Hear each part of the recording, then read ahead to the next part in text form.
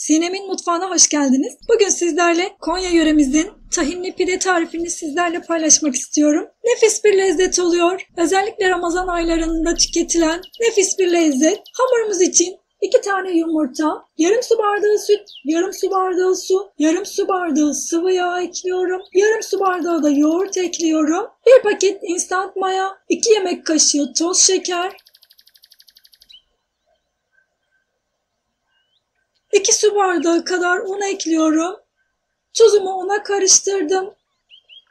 Azar azar unumu ilave ederek hamurumu yoğuruyorum.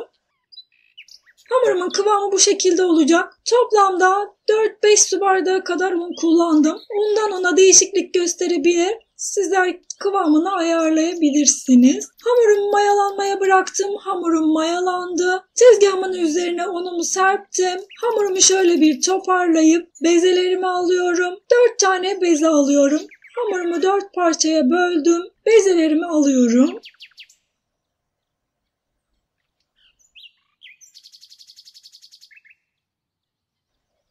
Bezelerimi aldım. Üzerine örtüyorum kurumaması için. Tezgahımın üzerine biraz sıvı yağ gezdirdim. Sıvı yağla birlikte çok kolay bir şekilde hamurumuzu açacağız. Hamurlarımı biraz dinlendirdim.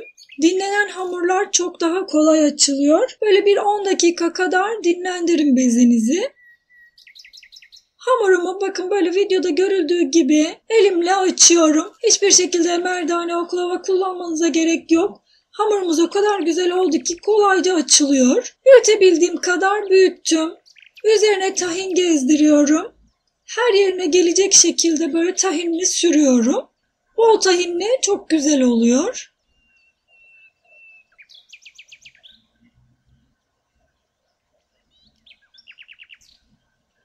Tahinli her yerine güzelce sürdüm. Üzerine ben biraz şeker eklemek istiyorum. Eğer isterseniz şeker kullanmayabilirsiniz. Biraz da ceviz serpiyorum. Şeker ve cevizle tahin üçlüsü çok yakışıyor. Ama isterseniz sadece tahinle de hazırlayabilirsiniz. Ya da sadece tahin ve cevizle hazırlayabilirsiniz. Ama ben şeker de ekliyorum.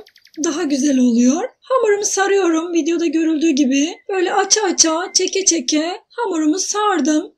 Şimdi biraz daha böyle elimle sardıktan sonra uzatıyorum.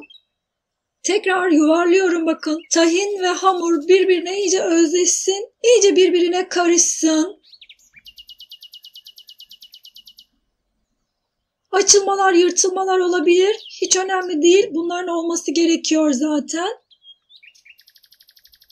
Daha sonra kendi etrafında çeviriyorum, hamurumu sarıyorum.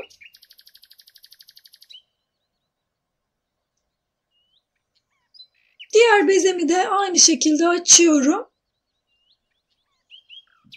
Açtım, yağlı kağıt serilmiş fırın tepsisine aldım. Biraz da tepside büyütüyorum. Tekrar açıyorum.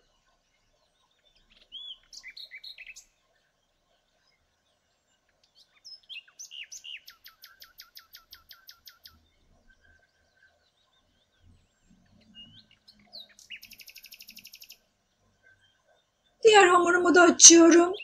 Böyle tel tel ayrılan nefis bir lezzet oluyor. Gerçekten çok güzel oluyor. Sizlere de tavsiye ederim.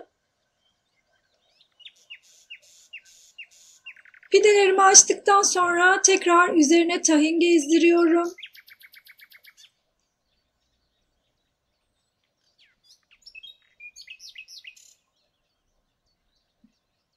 Tahinin yanmaması için de birer yemek kaşığı toz şeker serptim üzerine ve iyice tahin ve şekeri pidenin üzerine sürüyorum. Her tarafına gelecek şekilde.